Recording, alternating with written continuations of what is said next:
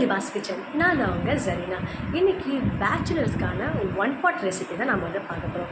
வீடியோக்குள்ளே போகிறதுக்கு முன்னாடி நம்ம சேனலை மறக்காமல் சப்ஸ்கிரைப் பண்ணுங்கள், இன்ஸ்டாகிராம் பேஜையும் ஃபாலோ பண்ணுங்கள். வாங்க வீடியோக்குள்ளே போகலாம். இப்போ ஒரு பாத்திரத்தில் நல்லெண்ணெய் ஊற்றிட்டு அரை ஸ்பூன் கடுகு நல்லா பொரியட்டும். பொரிஞ்சதுக்கப்புறமா அரை ஸ்பூன் ஜீரகம், அதுவும் நல்லா பொரியட்டும். ஒரு 4 வரமிளகாய், கொஞ்சமாக கருவேப்பிலை போட்டு நல்லா வதக்கிக்கோங்க. வதக்கி முடித்ததும் ஒரு 12 சின்ன வெங்காயத்தை நான் வந்து குட்டி குட்டியாக கட் பண்ணி வச்சுருக்கேன். உங்கள்கிட்ட பெரிய வெங்காயம் இருந்தால் நீங்கள் ஒரு முழு சைஸ் பெரிய வெங்காயம் எடுத்துக்கோங்க. நல்லா கட் பண்ணிவிட்டு வதக்கிக்கோங்க. ஏன்னா சின்ன வெங்காயத்தில் வந்து அவ்வளோ மருத்துவ குணம் இருக்குது. ரொம்ப வந்து இது குளிர்ச்சி, வயிற்றுக்கு ரொம்ப குளிர்ச்சி, வயிற்றில் இருக்க புண்ணை வந்து இது சீக்கிரமாக குணப்படுத்தும். ஸோ அதனால் மோஸ்ட்லி வந்து பார்த்திங்கன்னா பெரிய வெங்காயத்தை விட சின்ன வெங்காயத்தை வந்து நல்லாவே ப்ரிஃபர் பண்ணுங்கள். ஸோ வெங்காயம் வந்து நல்லா வந்து வதக்கிக்கோங்க.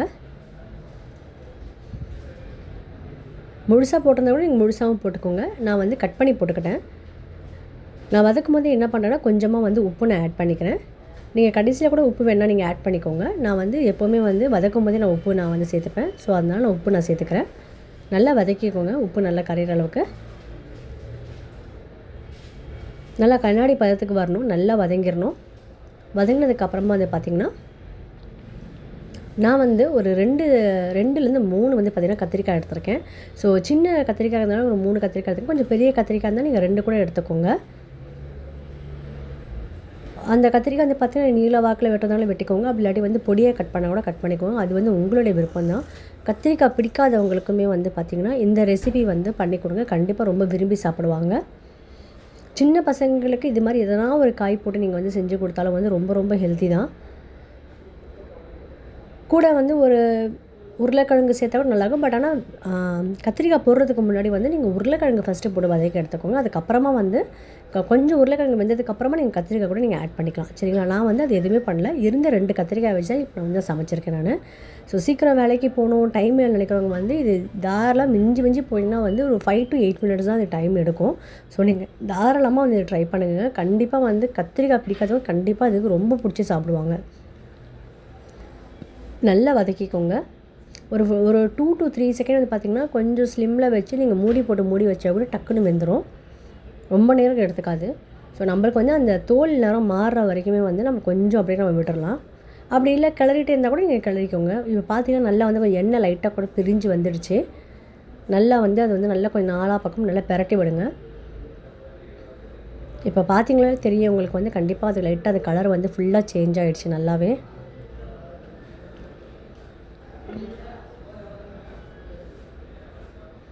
இப்போ பாருங்கள் நல்லா அந்த தண்ணி அந்த போட்டிருந்த எண்ணெய் எல்லாமே நல்லா பிரிஞ்சு சூப்பராக வந்துடுச்சு.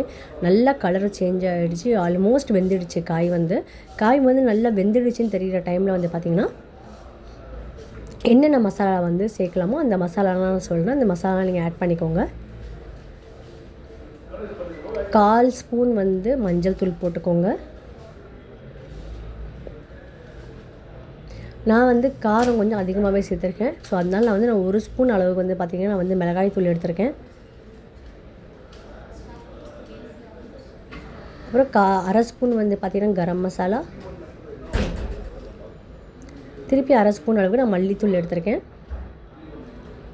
போட்டு நல்லா நீங்கள் வந்து கிளறிக்கோங்க.